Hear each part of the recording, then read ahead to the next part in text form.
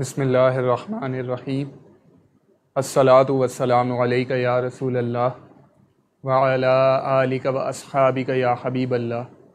ناظرین و سامعین، السلام علیکم ورحمۃ اللہ وبرکاتہ۔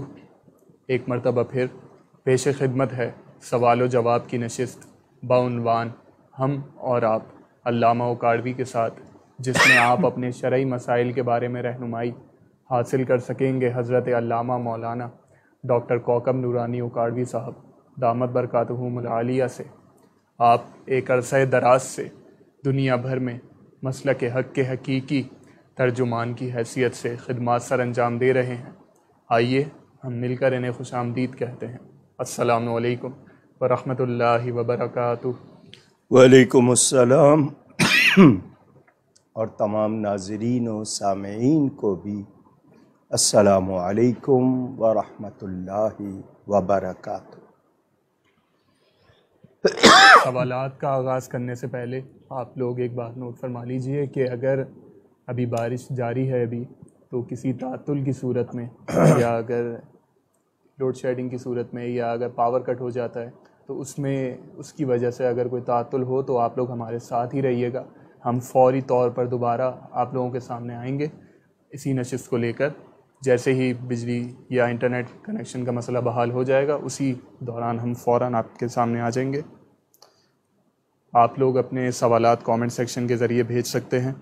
انشاءاللہ ہماری پوری کوشش رہے گی کہ کم سے کم وقت میں زیادہ سے زیادہ سوالات علامہ صاحب تک پہنچائیں۔ اگر آپ کی آئی ڈی اپنے اصل نام کے ساتھ نہیں تو آپ سوال کے ابتدا میں اپنا نام اور اپنے شہر کا نام لکھ کر بھیج دیجیے۔ انشاءاللہ سوال شامل کر لیا جائے گا۔ اسی دوران کے واٹس ایپ اور یہ لائیو اسٹریم پر جو آپ کے سوالات آنا شروع ہوں، واٹس ایپ اور پیج ان باکس کے ذریعے جو ہفتہ بھر میں سوالات موصول ہوئے انشاءاللہ ان سے آغاز کریں گے۔ بنگلور انڈیا سے محمد اکرام شریف صاحب کا سوال کہ ایک غیر مسلم نے مجھ سے سوال کیا کہ اگر آپ کے نبی حضرت محمد مصطفیٰ صلی اللہ علیہ وسلم رحمت للعالمین ہیں تو اللہ نے شیطان کو کیوں نہیں بخشا؟ بسم اللہ والحمد للہ والصلاة والسلام علی رسول اللہ۔ سوال کرنے والے جس دوست نے یہ سوال بھیجا ہے وہ شاید قرآن نہیں پڑھتے۔ انہیں اگر قرآن کی آیات پڑھنے کا شرف حاصل ہوتا تو یہ سوال نہ آتا۔ نبی کریم صلی اللہ علیہ وسلم رحمت للعالمین ہیں بلا شبہ۔ ان کے رحمت للعالمین ہونے کا ذکر ایک طرف رکھیں، بتائیں اللہ تعالی ارحم الراحمین ہے یا نہیں؟ اور اللہ تعالیٰ کی رحمت کس کے لیے ہے؟ کیا قرآن میں آپ نے نہیں پڑھا؟ نبی پاک صلی اللہ علیہ وسلم کو تو اللہ نے رحمت للعالمین بنایا ہے۔ خود اللہ تعالیٰ 70 ماؤں سے زیادہ اپنے بندوں پر مہربانی کرنے والا۔ اب میرا سوال آپ سے ہے، پھر اس کے بارے میں کیا کہیں گے آپ؟ جس رب تعالیٰ نے نبی پاک کو رحمت للعالمین بنایا ہے اسی رب تعالیٰ نے قرآن کریم میں واضح فرما دیا ہے کہ وہ کن کو نہیں بخشے گا۔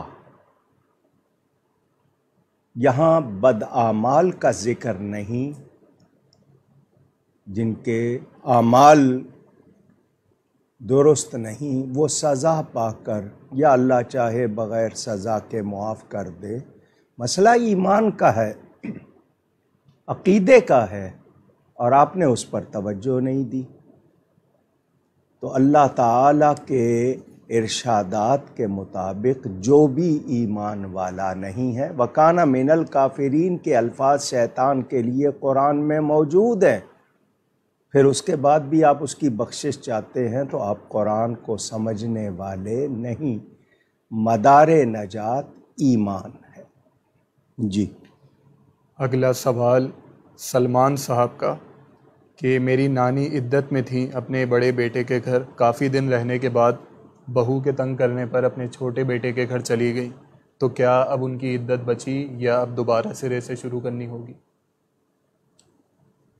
وہ اگر عدت میں تھیں اور کسی وجہ سے جو ایسی وجہ ہو کہ وہاں رہنا دوبھر ہو جائے، مشکل ہو جائے، تو وہ اگر چلی گئی ہیں ایک مرتبہ، بار بار آنا جانا نہیں ہوگا، تو وہ ان کی عدت اسی طرح برقرار ہے. عدت میں کوئی فرق نہیں آیا. وہ اس کی عدت کی جو مدت ہے جس کو ویٹنگ پیریڈ کہتے ہیں وہ پورا کریں گی. ان کا اگلا سوال کہ نکاح میں لڑکی سے ایجاب و قبول اس کے والد یا بھائی کروا سکتے ہیں یا پھر وہ مولوی صاحب ہی کروائیں گے؟ بہتر یہ ہے کہ محرم ہو. باپ سے کروایا جا سکتا ہے، لیکن باپ کے بارے میں کہ بیٹی ڈر کر ہاں کہہ دے، خوف ہوتا ہے، ایک روب ہوتا ہے، تو بہتر ہے بھائی ہو، چچا ہو، ماموں ہو، اس کے ساتھ 2 گواہ ہوتے ہیں. وہاں عورتیں ایسی نہ ہوں جو یہ کہیں کہ ہاں کہہ دو، یعنی وہ خوف میں نہ ہو، پریشرائز نہ کی جائے، دباؤ میں نہ ہو، اور آزادی سے. تو بہتر ہے کہ بھائی کہے.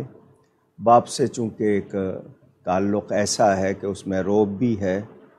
ہاں اگر کوئی نکاح خوان جاتا ہے اور وہ جا کے پوچھتا ہے اور وہ لڑکی آزادی سے جواب دیتی ہے تو نکاح خوان بھی چلا جائے، وہ پردے میں رہ کے جواب دے گی.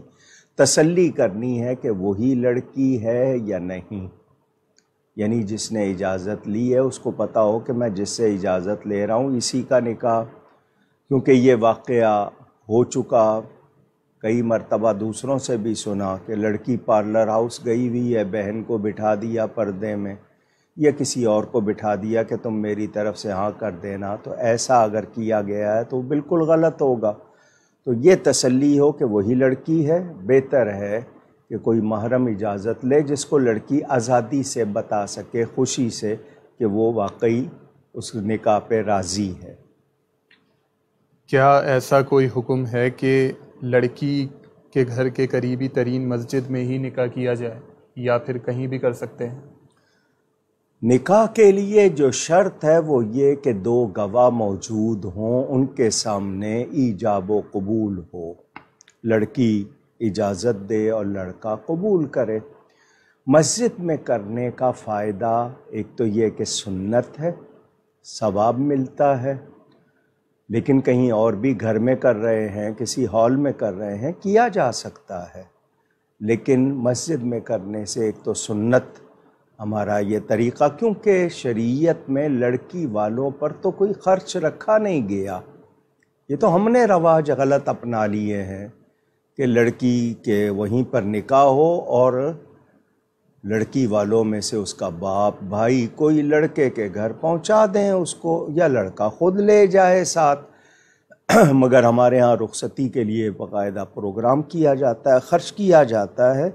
تو نکاح مسجد میں کرنے میں ثواب زیادہ ہے، باقی کہیں بھی گواہوں کے سامنے نکاح ہو سکتا ہے. محمد کاشف قادری صاحب کا سوال کہ جب میں آپ کے پاس مرید بننے آیا تھا تو آپ نے کہا تھا کہ اپنی والدہ کی خدمت کرو، بعد میں دیکھیں گے. تو میرا سوال یہ ہے کہ کیا مجھے حضور غوث پاک رضی اللہ تعالی عنہ کا فیض پہنچتا رہے گا؟ جی، کیا میں نے انہیں بیعت نہیں کیا تھا؟ جی انہوں نے ایسا ہی لکھا. ہاں تو نہیں کیا تھا تو اس میں کوئی آپ کی حالت ایسی ہوگی کہ میں مطمئن نہیں ہوں گا اور میں نے یہ کہا ہوگا، تو آپ کی قلبی عقیدت وابستہ ہے تو فیض پہنچے گا. باقی یہ کہ ہمارے ہاں مرید ہونا رسم بن گیا ہے.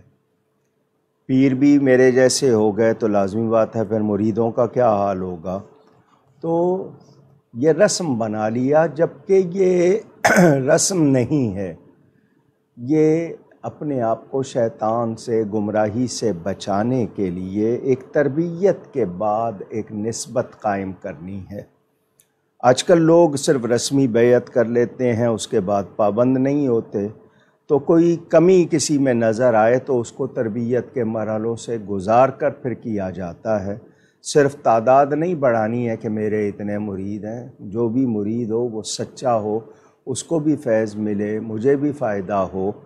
تو اگر میں نے ایسا کہا تھا تو آپ کو یہ سوال سر عام نہیں کرنا چاہیے تھا، تاہم آپ نے کیا ہے تو یقیناً کوئی بات ہوگی، کمی ہوگی، تو اس کمی کو اگر آپ پورا کر لیں گے، باقی فیض غوث پاک کا ہر محبت رکھنے والے کو ضرور ملے گا انشاءاللہ۔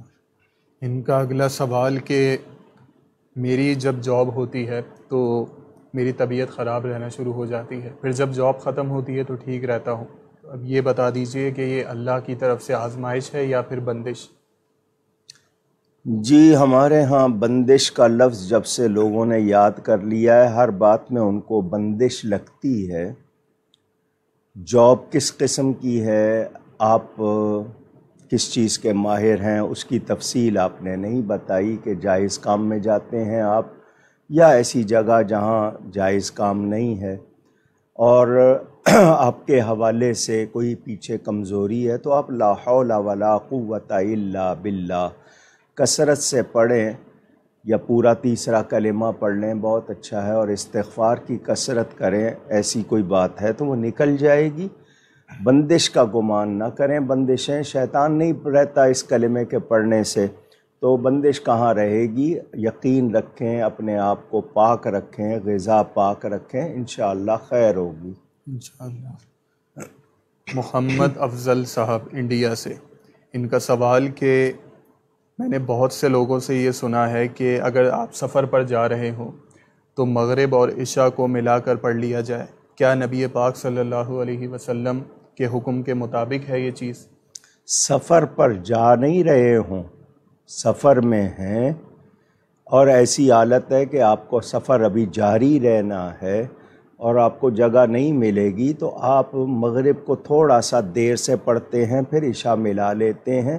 یہ اس صورت میں کہ کوئی دشواری ہو، ورنہ آسانی میں ایسا نہیں کیا جاتا، یا بڑھاپا بہت ہو گیا ہے، آدمی جو ہے وہ 70 سے اوپر چلا گیا ہے اور اس کے لیے دشواری ہے، ورنہ اس میں عام آدمی کو ایسا نہیں کرنا چاہیے۔ ان کا اگلا سوال کہ کیا لال رنگ کے کپڑے کو بطور دسترخوان استعمال کیا جا سکتا ہے؟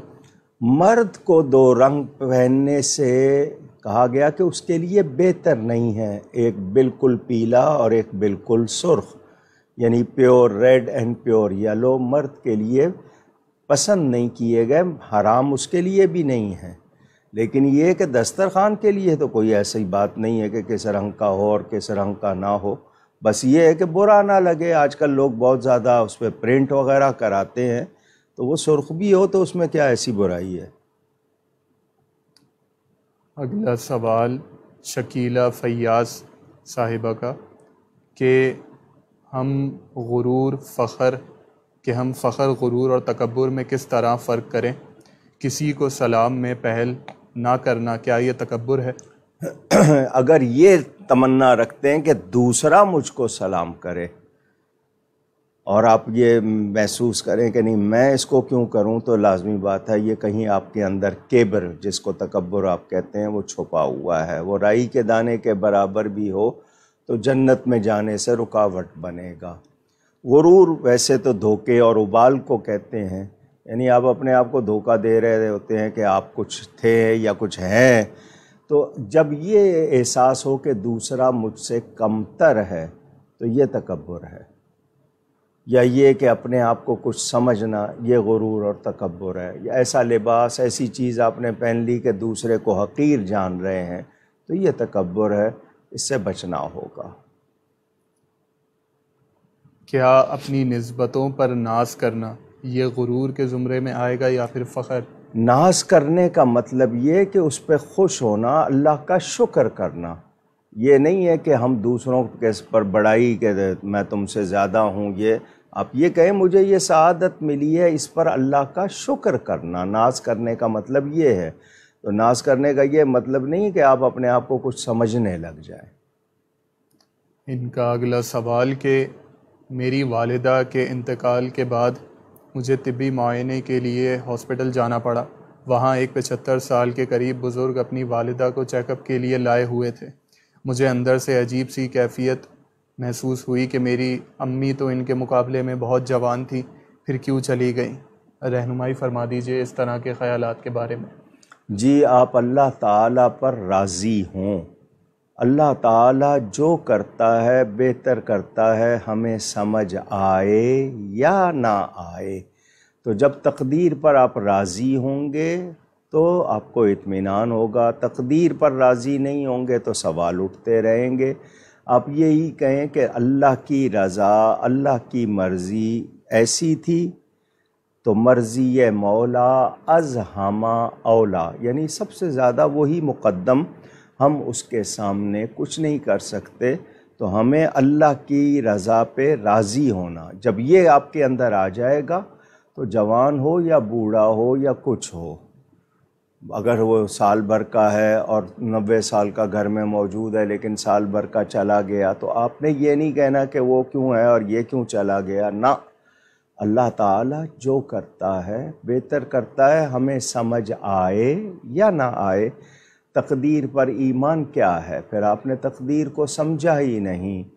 اس وقت مسلمانوں کی حالت دیکھ کے، کافروں کا حال دیکھ کے کئی سوال اٹھتے ہوں گے، تو پھر ہمیں اپنا دیکھنا ہے کہ کیا میں اپنے آپ کو صحیح رکھ رہا ہوں یا نہیں۔ وہ اللہ کے کام ہیں، میں اپنی ڈیوٹی پوری کر رہا ہوں یا نہیں، جو مجھ پر فرائض عائد ہوتے ہیں یا جو میں نے کرنا ہے وہ کر رہا ہوں یا نہیں۔ تقدیر پر میں سوال نہ کروں تو یہی بہتر۔ سید حذیفہ علی صاحب کا سوال، غیر مسلم کے ساتھ دوستی رکھنے کے کیا احکام ہیں؟ دوستی نہیں ہوتی ہے، جان پہچان ہوتی ہے۔ دوستی صرف مسلمان کی مسلمان۔ جب قرآن نے کہہ دیا کہ یہود و نصارہ کو دوست نہ بناؤ، تو دوستی کا کیا مطلب ہوا؟ آپ کی جان پہچان ہے، شناسائی ہے، ایک ادارے میں ہے یا ایک ملک میں رہتے ہیں یا ایک علاقے میں رہتے ہیں تو جان پہچان ہے، دوستی نہیں ہوتی۔ دوستی صرف مسلمان کی مسلمان سے ہوگی، کافر کبھی بھی آپ کا دوست نہیں۔ آپ اس کے دوست بنیں گے تو قرآن حدیث کے خلاف ہوگا۔ باقی انسانی طور پر جو ہم ہمدردی کرتے ہیں، خوش اخلاقی سے پیش آتے ہیں، یا اور ہم جو نیکی کر سکتے ہیں وہ ہم کرتے ہیں، لیکن قلبی طور پر دل میں اس کے لیے اگر ہم محبت رکھیں تو اللہ کے دشمن کے لیے محبت رکھیں گے کیا؟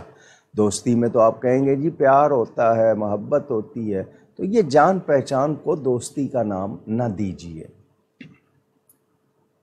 حافظ قمر عباس صاحب لاہور سے، ان کا سوال کہ کیا قبر کے اوپر رنگ کروا سکتے ہیں، سرخ یا کوئی اور؟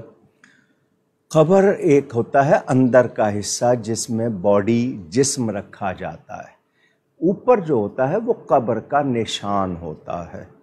تو آج کل قبرستان میں اگر آپ وہ نہیں رکھتے ہیں تو گورکن جناب، وہ آپ کو پتہ ہے کاروبار بن گیا ہے، قبریں خالی کر کے دوسروں کو دے دیتے ہیں۔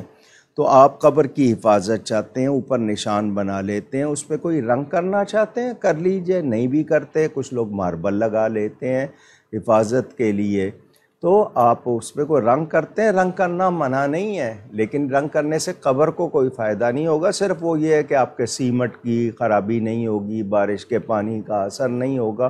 وہ ہوتا ہے کہ قبر کی حفاظت کے لیے آپ ایسا کرتے ہیں، باقی اندر جو ہے وہ ایمان والا ہے یا اس کو ایصال ثواب کیا جا رہا ہے، وہ فائدہ ہوگا۔ ان کا اگلا سوال کہ چین والی یا ربر کے پٹے والی گھڑی پہننے سے نماز ہو جاتی ہے؟ پہلی بات یہ کہ اس کو چین نہیں کہا جاتا۔ چین جس گھڑی کے ساتھ بند منع کیا گیا وہ جیبی گھڑی تھی، اس کا چین آپ لٹکا کے اپنے ایک جناب لگاتے تھے، وہ چین تھا۔ یہ بریسلیٹ ہوتا ہے، چین میں اور بریسلیٹ میں فرق ہے۔ میں نے آپ کے سامنے یہ پہنی ہوئی ہے، یہ بریسلیٹ ہے، یہ چین نہیں ہے۔ اگر آپ اس کو چین کہتے ہیں وہ آپ کی مرضی ہے، چین تو وہ زنجیر ہوتی تھی، تو اس کو منع کیا گیا تھا کہ وہ زیور شمار اس کے ساتھ ڈوری لگائیں یا کوئی اور چیز لگائیں، لیکن یہ چین نہیں ہے۔ بہرحال جو لوگ نہیں پہنتے ان پر بھی اعتراض نہیں ہے، جو پہنتے ہیں ان پر بھی اعتراض نہیں ہے۔ عرفان احمد صاحب کا سوال، اہل سنت کا ائمہ اہل بیت کے حوالے سے کیا عقیدہ ہے؟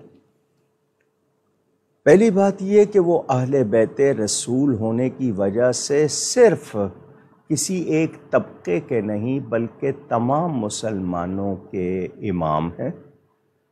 ہر سچا مسلمان نبی پاک صلی اللہ علیہ وآلہ وسلم کی ہر نسبت سے پیار کرتا ہے، اس کا احترام کرتا ہے۔ حضور صلی اللہ علیہ وسلم کے والدین ہوں، آپ کی ازواج ہوں، آپ کی اولاد ہو، آپ کے اصحاب ہوں، آپ کا شہر ہو، آپ کے شہر کے در و دیوار ہوں، ہم تو ہر نسبت سے پیار کرتے ہیں۔ عقیدت محبت والوں نے تو اپنے آپ کو مدینہ منورہ کے گلیوں میں چلنے والے جانوروں کے حوالے سے بھی جو بیان کیا ہے محبت میں، وہ آپ نے شاید نہیں سنا ہے۔ تو ائمہ اہل بیت کے بارے میں آپ کا یہ سوال کہ اہل سنت، تو اہل سنت و جماعت، وہ جو ائمہ اہل بیت ہیں وہ بھی اہل سنت ہیں، وہ اہل بیت بھی ہیں، اہل سنت بھی ہیں، تو ہم سب ان کا احترام کرتے ہیں۔ نبی کے صحابہ ہوں، نبی کے اہل بیت ہوں، نبی کی آل ہو، آل میں تمام مسلمان، سچے مسلمان آل میں شامل، تو اولاد ہو، سب کو ہم کو ان کا احترام کرنا ہے۔ وہ نبی پاک صلی اللہ علیہ وسلم کی اولاد ہیں اور ہمارے لیے محترم ہیں۔ اہل سنت و جماعت ان سے پیار کرتے ہیں۔ شہباز نوید ہاشمی صاحب کا سوال کہ کیا واقعہ کربلا میں کسی زعفر نامی جن کا بھی ذکر ہے؟ اگر ذکر ہے تو تھوڑی وضاحت فرما دیجیے۔ میرے علم میں نہیں ہے، میرے اس وقت بالکل مستحضر نہیں ہے، اگر کوئی ہے تو میرے ذہن میں اس وقت نہیں۔ عمران احمد صاحب کا سوال، موبائل کمپنیز نے جو اپنے مائکرو فائنانس بینکس جو انٹروڈیوس کرائے جیسے کہ ایزی پیسہ اور جیز کیش وغیرہ، تو اس کا استعمال جاری رکھنے کے لیے کچھ رقم کٹتی ہے، تو کیا یہ سود کے زمرے میں آئے گا؟ اگر سروس چارجز ہیں تو ٹھیک ہے، کمپنی کے آپ کی رضامندی سے ہو گیا ہے، آپ نے ان کے ساتھ جو کیا ہے آپ بھی اس پہ راضی، وہ بھی راضی، جب تک ایگری نہیں ہوتے ہیں آپ وہ چیز آپ کو نہیں ملتی ہے، تو اگر اضافی کوئی چیز ہے تو وہ غلط ہے، جو اس پہ وہ لیتے ہوں وہ آپ کے لیے بھی ان کے لیے بھی جائز نہیں ہوگا۔ سروس چارجز کے طور پر اگر وہ لیتے ہیں اور آپ بھی اس پہ راضی ہیں تو پھر منع نہیں ہوگا۔ مختصر جواب ہے، ورنہ اس پر بہت تفصیل سے پہلے بھی کئی بار گفتگو ہو چکی ہے اور علماء نے اس کو واضح کیا ہوا ہے۔ واہ کینٹ سے سید شہباز بخاری صاحب کا سوال کہ اگر امام مسجد تلاوت میں واضح غلطیاں کر رہا ہو، تلفظ بھی ٹھیک نہ ہو اور نماز کے مسائل سے بھی ناواقف ہو، پھر بھی اہل محلہ و مسجد کمیٹی اسے برقرار رکھے، اس صورت میں با جماعت نماز کا کیا حکم ہوگا؟ اگر ایسا ہی ہے جیسا آپ نے کہا ہے تو آپ نے کوشش کیوں نہیں کی کہ اس امام سے مل کر اس کو بتائیں کہ آپ سے ایسا ہوتا ہے، آپ اس کو درست کر لیں؟ آپ نے کیا اس کی کوشش کی؟ کسی نے محبت سے بات کرنے کی کوشش کی؟ آپ نے کوشش کی اور اس نے کہا کہ نہیں جو میں کر رہا ہوں صحیح ہے، تو پھر دوسرا حکم ہوگا۔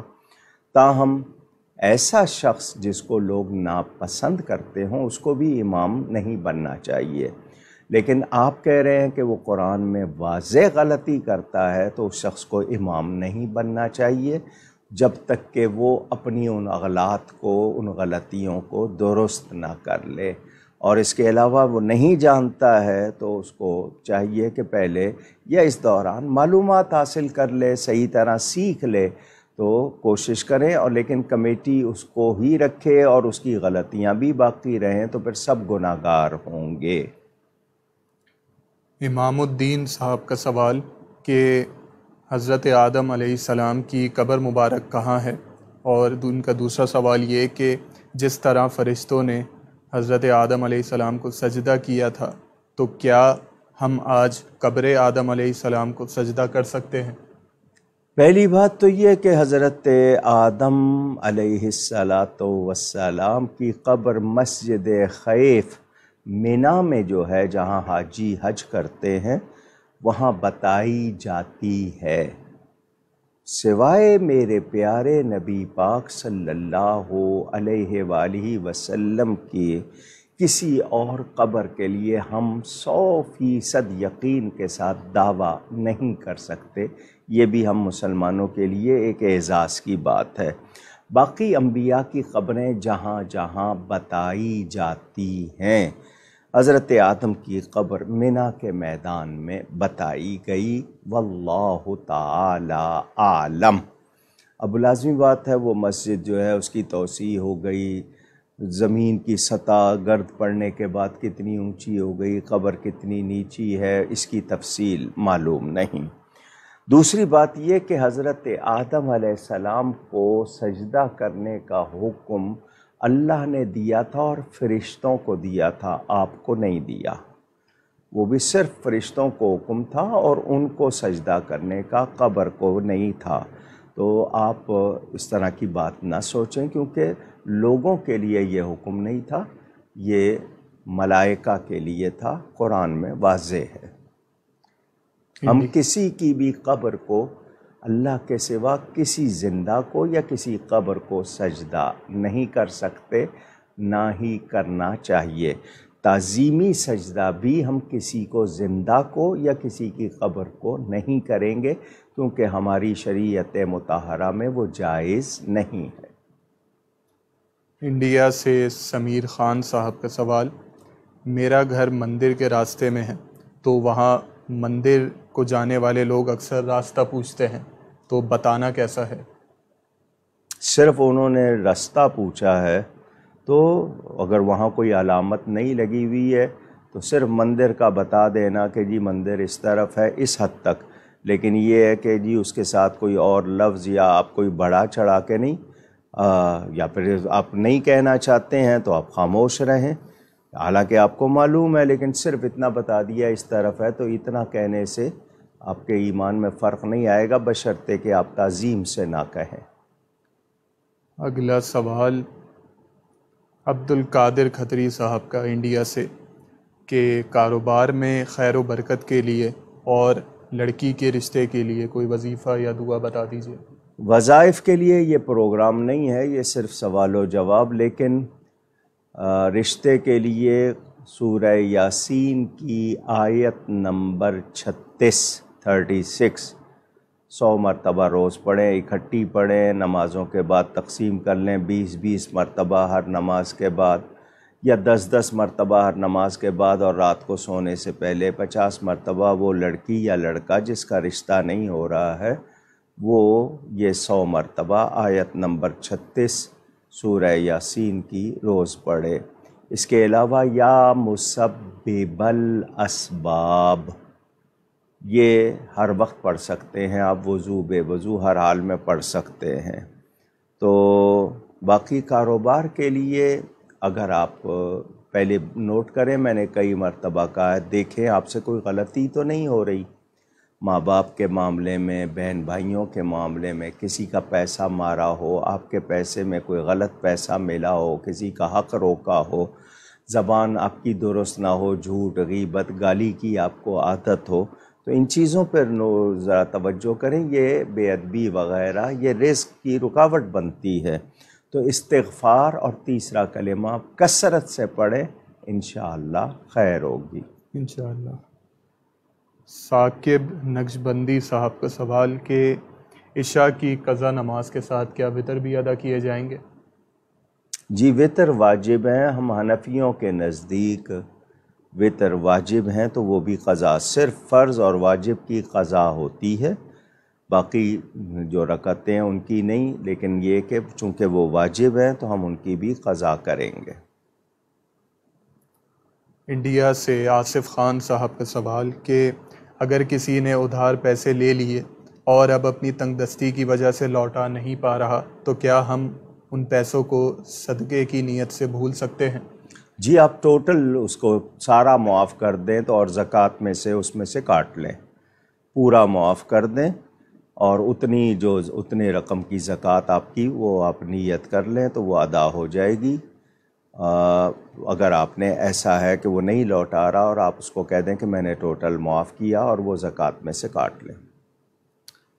زاہبہ صدیقی صاحبہ کا سوال کہ میرے پڑوسی روافظ ہیں، ان کے ہاں سے جب کوئی کھانا وغیرہ آتا ہے تو میں خود نہیں کھاتی، اپنی مرغیوں کے آگے ڈال دیتی ہوں، تو یہ طریقہ کیا درست ہے؟ اس حوالے سے میں کئی مرتبہ کہہ چکا ہوں، ہم سوال کرنے والے توجہ کریں، دکان سے ہم چیز لاتے ہیں، دکان کس کی ہے، چیزیں کن کی ہیں، اس میں یہودیوں کی، عیسائیوں کی، پتہ نہیں کس کس کی بنی ہوئی چیزیں ہم لیتے ہیں اور استعمال کرتے ہیں، وہ کھانے کی ہوں، بسکٹ ہوں، ٹافیز ہوں، کینڈیز ہوں، ہم لوگ استعمال کرتے ہیں۔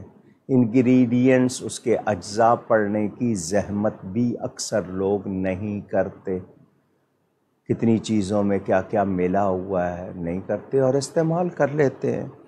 ہم اگر واقعی تقویٰ والے ہیں اور ڈرتے ہیں تو پھر ہر جگہ احتیاط کریں، وہاں احتیاط نہیں کر رہے تو اگر ایسے لوگوں سے کوئی چیز آئی ہے اور وہ خشک ہے، انہوں نے خود بنائی نہیں ہے، جیسے مٹھائی منگوا کے تقسیم کر دی یا کچھ، اور آپ کو پتہ ہے کہ وہ ان کی کوئی کمائی یا دوسری چیزیں غلط نہیں، تو آپ لے سکتے ہیں، آپ ان کی دکان سے ہو سکتا ہے مٹھائی خرید رہے ہوں، آپ کو نہ پتہ ہو، وہی بنا کے بیچ رہے ہیں، وہ بھی تو آپ لے کے کھاتے ہیں، اور اگر آپ بہت احتیاط کرتے ہیں اچھی بات ہے، لیکن یہ کہ میں اس پہ یہ کہوں گا کہ باقی چیزوں پہ بھی تو نظر رکھیے گا نا۔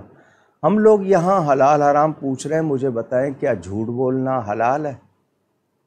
دھوکہ دینا حلال ہے؟ ناپ تول میں کمی کرنا حلال ہے؟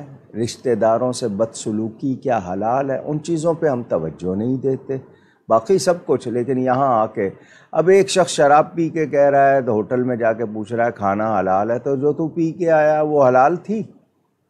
کیسی بات ہے؟ تو ہم یا تو واقعی صحیح بنے، ورنہ یہ کہ ایک طرف تو یہ حال ہے اور دوسری طرف ہماری جو بدعمالیاں ہیں ان پر ہماری توجہ ہی نہیں ہے، دفتر میں وقت پہ نہیں جانا، کام پورا نہیں کرنا، جہاں ہو رہا ہے کام چوری ہو رہی ہے، جعل سازی ہو رہی ہے، ہماری حق تلفی دوسری، تو ہم سب چیزوں پہ نظر رکھیں تو اللہ کرے۔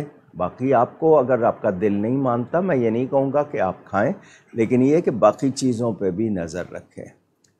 مظفر گڑھ سے محمد سعید اللہ صاحب کا سوال کہ عشر کے مصارف کون سے ہیں؟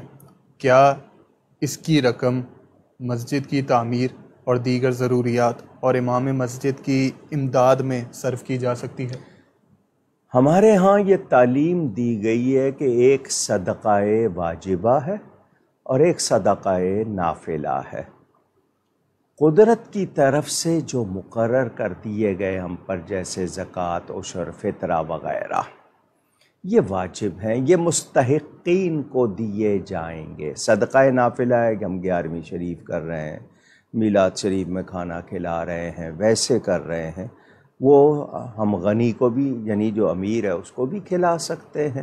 تو جو واجبہ ہیں ان کو آپ مسجد میں ڈائریکٹ خرچ نہیں کر سکتے، ہیلہ شرعی وہ بھی تب کہ ایسی مجبوری ہو کہ جی پیسے بالکل نہیں ہیں اور ضرورت ہے تنخواہ کی یا کسی چیز کی، وہ بھی ہیلہ شرعی کرنے کے بعد تو جو صدقات واجبہ ہیں وہ اس طرح مسجد کو یا امام مسجد کو ڈائریکٹ تنخواہ کے طور پر نہیں دیے جا سکتے۔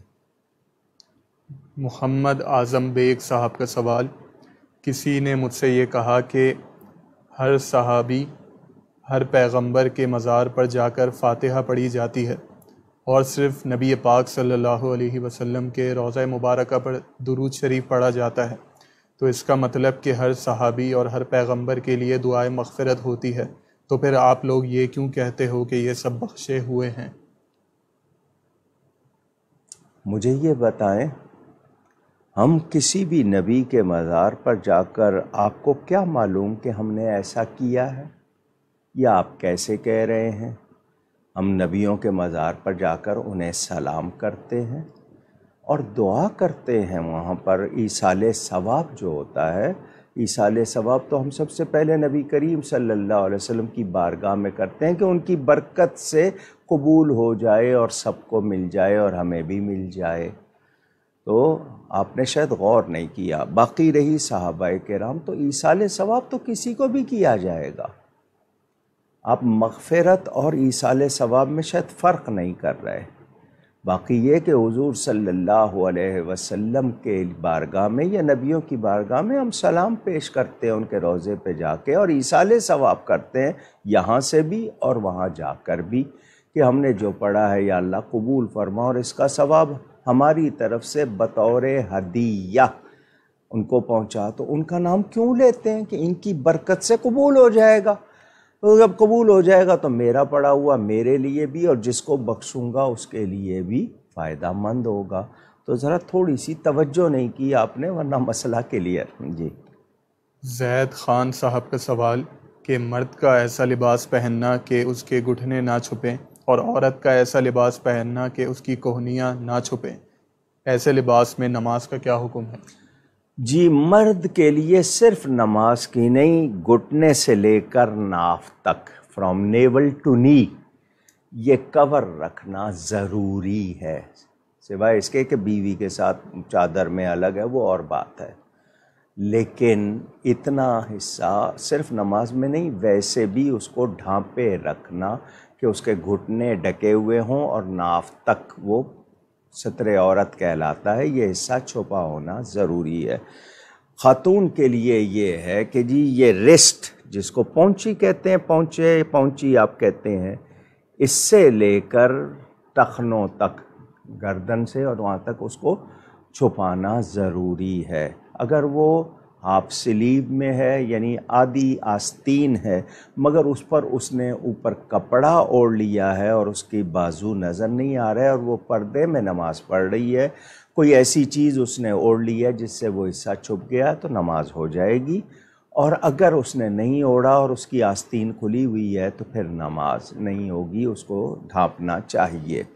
باقی مرد کے لیے یہ کہ اگر ایسی جگہ ہے کہ کوئی کپڑا نہیں ہے تو مجبوری ہے، لیکن کپڑا ہے اور پھر نہیں ڈھانک رہا تو پھر اس کے لیے مجبوری نہیں ہے، پھر اس کو ڈھانکنا ضروری ہوگا۔ غلام یاسین صاحب کا سوال کہ نفسانی خواہشات سے کیسے بچا جائے؟ جی، خواہشات سے بچنے کا طریقہ بھی بتایا گیا ہے۔ ہم پاکیزہ رہیں، ہم غلط صحبت سے بچیں، غلط چیزوں کو نہ دیکھیں۔ کوئی غلط چیز اگر بغیر ارادے کے نظر آئی ہے، لا حول پڑھیں، استغفار کریں، تو بچنے کا آپ کے پاس پورا سامان ہے۔ آپ کا ارادہ مضبوط ہونا چاہیے، آپ کا ایمان مضبوط ہونا چاہیے، آپ بچ سکتے ہیں۔ غلط خیال آئیں، جھٹک دیں، مگر ان خیالوں میں گم رہیں گے تو پھر آپ انجوائے کر رہے ہیں، مزے لے رہے ہیں۔ بڑی بری بات ذہن میں آئی ہے، فوراً جھٹک دیں۔ آپ اپنا دھیان بٹا لیتے ہیں تو دھیان بٹائیں، آپ کے اندر اختیار موجود ہے، تو آپ بڑے آرام سے بچ سکتے ہیں۔ خود کو پاکیزہ رکھیں، غذا، کمائی حلال اور صاف ستھرے رہیں، اچھی صحبت اختیار کریں، اور غلط جگہوں سے، غلط لوگوں سے بچیں۔ آپ بچ سکتے ہیں، لیکن بچنا نہ چاہیں تو پھر عذر ہے، آپ کرتے ہیں جی کیا کریں جی، تو یہ ہمارے بہانے ہیں، جبکہ ہمیں اختیار ہے، ہم بچ سکتے ہیں۔ کورونا میں آپ نے ماسک لگایا، آپ نے سینیٹائزر بھی استعمال کیا، خواتین نے بھی کیا اور مردوں نے بھی کیا۔ تو کورونا سے بچنے، کورونا کا ڈر، کورونا سے موت ہو یا نہ ہو یہ تو یقینی نہیں ہے، لیکن ویسے تو موت ہونی ہے۔ تو آپ کو کورونا کا تو ڈر ہوا، اللہ کا ڈر نہیں ہوا۔ تو ہم لوگ سوچیں، یہ ہمارے اپنے ارادے، ہمارے اندر قوت ہے، مگر ہم جس بات کو ترجیح دیں، مطلب یہ ہے کہ میں اپنی صحت کو ترجیح دے رہا ہوں تو پرہیز کر رہا ہوں، لیکن اللہ کی بات کو ترجیح نہیں دے رہا، اس کا حکم نہیں مان رہا، تو یہ میری اپنی خامی ہے نا۔ تو مجھے اختیار ہے، ارادہ بھی ہے، میرے پاس قوت بھی ہے، میرے پاس ہدایت بھی ہے، اس پہ میں عمل نہیں کر رہا، تو میں پھر بہانے نہ کروں۔ ہم واقعی اگر بچنا چاہیں تو بچ سکتے ہیں، مگر ہم بچنا چاہتے نہیں۔ کہتے ہیں ہم نیک بننا نہیں چاہتے، نیک دکھنا چاہتے ہیں۔ تو جس وقت ہمارا ارادہ مضبوط ہوگا ہم اس کے مطابق، آپ نے جانا ہے صبح صبح، آپ ساری رات سونے سے پہلے تیاری کر لیتے ہیں کہ میں نے صبح اٹھنا ہے، جانا ہے، یہ چیزیں چاہیے، ارادہ ہے نا، آپ نے اس کے مطابق تیاری کی۔ تو آپ دین کے لیے، ایمان کے لیے تیاری نہیں کرتے کیونکہ آپ اس کو اہمیت نہیں دیتے۔ تو یہ ہمارے اپنے اعمال ہیں، ہم اپنے آپ کو بہت دھوکے دیتے ہیں، ہم کبھی غور نہیں کرتے اور ڈرتے نہیں۔ اللہ ہم سب کو معاف فرمائے، آمین۔ سعودی عرب سے محمد طلحہ صاحب کا سوال: طلقاء کون لوگ ہیں اور عام مسلمانوں کو ان کے بارے میں کیا عقیدہ رکھنا چاہیے؟ بعض لوگ کہتے ہیں کہ حضرت امیر معاویہ رضی اللہ تعالی عنہ صحابی نہیں ہے بلکہ طلقاء میں سے ہیں، ایسا کہنا کیا درست ہے؟ میں غالباً 2 نشستیں پہلے بہت کچھ کہہ چکا ہوں۔ اگر آپ پروگرام نہیں دیکھ رہے تو آپ پرانا یوٹیوب پہ موجود ہوگا، دیکھیں۔ آج اہل سنت کہلانے والے جس مزاج کا، جس روش کا، رویے کا مظاہرہ کر رہے ہیں، بہت افسوس ہے، بہت تکلیف ہے۔ اہل سنت و جماعت کا وتیرہ کیا رہا ہے، معیار کیا رہا ہے، ان کا طرز اور طریقہ کیا رہا ہے، آج اہل سنت اس سے ہٹے ہوئے ہیں، اور کتنے ہٹے ہوئے ہیں اس کے مظاہرے دیکھنے میں آ رہے ہیں۔ میں کل واپس آیا ہوں، حضرت سیدنا داتا گنج بخش رضی اللہ تعالیٰ عنہ کے عرس شریف میں گیا ہوا تھا۔ وہاں جو کچھ ہوا اور دیکھا، بہت افسوس ہوا، بہت زیادہ۔ علماء اور مشائخ ذمہ دار ہیں، کیا کر رہے ہیں، کیسی زبان، کیسا لہجہ، کیسے الفاظ، کیسا رویہ اختیار کر رہے ہیں، سب نہیں، جو کر رہے ہیں غلط۔ انہیں یاد رکھنا ہے کہ آج وہ دوسروں کو نشانہ بنا کر ان پہ جو لفظوں کے تیر چلا رہے ہیں، کل ان پر چل سکتے ہیں۔ ہمیں سیدنا داتا گنج بخش، سیدنا غوث اعظم، شیخ محقق حضرت شاہ عبدالحق محدث دہلوی، اعلیٰ حضرت امام اہل سنت مولانا شاہ احمد رضا خان فاضل بریلوی کی تعلیمات اور تحریرات کا پابند ہونا چاہیے۔ حضرت سیدنا پیر مہر علی شاہ صاحب گولڑوی رحمۃ اللہ علیہ، وہ ہستیاں ہیں جن پر ہمیں شبہ نہیں ہے، جنہوں نے صحیح ترجمانی کی ہے۔ ہم ان کی تعلیمات و تحریرات سے ہٹ کر کوئی خیر نہیں پا سکتے۔ نئی تحقیق کے نام پر یا اپنے زعم میں خود کو کچھ سمجھ کر جو باتیں کی جا رہی ہیں، ان سے کیا نقصان ہو رہے ہیں، اس کا وبال کس پر ہوگا، یہ سوچنا چاہیے۔ حضرت سیدنا امیر معاویہ رضی اللہ تعالیٰ عنہ صحابی ہیں، ان کی صحابیت مشکوک نہیں ہے، شک والی نہیں، ڈاؤٹ فل نہیں ہے، کنفرم ہے۔ ایک صحابی کی جو بھی ہم تعظیم کرتے ہیں وہ ان کی بھی کریں گے۔ ہمیں ان کو صحابی رسول سمجھتے ہوئے ان کے بارے میں کوئی ایسا لفظ یا بات نہیں کرنی چاہیے جو ہمارے ایمان کے لیے مسئلہ ہو جائے۔ فضائل کی بات ہے تو مولا کائنات سیدنا علی کے فضائل بے شمار، حضرت امیر معاویہ کا ان سے کوئی تقابل نہیں۔ حضرت علی بہت شان والے ہیں، صدیق اکبر، فاروق اعظم، عثمان غنی، مولا علی، تمام صحابہ رضی اللہ عنہم، جب اللہ تعالیٰ ان سے راضی، اللہ نے ان سے سب سے بھلائی کا وعدہ کر لیا، تو ہمیں ان کا احترام کرنا ہے۔ اہل بیت نبوت، ازواج رسول، اولاد رسول ہمارے لیے محترم۔ کسی ایک کے بارے میں کوئی نامناسب بات کر کے ہم اپنا ایمان ضائع کر لیں گے۔ تو جو لوگ اس طرح کی باتیں کر رہے ہیں، میں پہلے بھی ان سے اپیل کر چکا ہوں، خدا کے لیے اپنے آپ کو درست کیجیے۔ ہمارا جو آج سے 40 سال پہلے ہمارے جو مدارس، خانقاہوں میں، ہماری مجالس میں، ہماری نشستوں میں جس طرح ذکر ہوتا تھا، آج کیا ہو گیا ہے ہمیں؟ کیوں؟ کوئی ہم میں شرپسند داخل ہو گئے ہیں، کوئی پیڈ یعنی باقاعدہ رقمیں دے کر لڑوانے کے لیے شامل ہو گئے ہیں، یا یہ کہ ہم میں ہی کچھ ایسے لوگ ہو گئے ہیں جو چاہتے ہیں کہ امن نہ رہے، جو چاہتے ہیں یہ محفلیں بند ہو جائیں، یہ ذکر بند ہو جائیں، ہمیں ان کو پہچاننا ہوگا۔ یہ جنون کا وقت نہیں، یہ جوش نہیں، جوش کے ساتھ ہوش کا وقت ہے۔ تو ہمیں خیال رکھنا ہے، تو ایسے لوگوں کی باتیں نہ سنیں جو غلط باتیں کر رہے ہیں، نامناسب باتیں کر رہے ہیں، نہ ان کو پڑھیں، نہ، اور خاص طور پر سوشل میڈیا، اس کا استعمال اگر آپ سے صحیح نہیں ہو سکتا تو غلط نہ کیجیے۔ اپنے علماء مشائخ کے درمیان اس طرح کی جنگیں نہ چھیڑیے۔ یعنی یہ جرأت ہو گئی کہ اب کوئی عالم بیٹھا ہے، اس سے خطبہ بھی نہیں سنیں گے آپ، اس سے بات بھی نہیں سنیں گے، آپ ہڑبونگ کریں گے، ہلڑ بازی کریں گے، ہوٹنگ کریں گے۔ یہ کیا ہے؟ کیوں ہے؟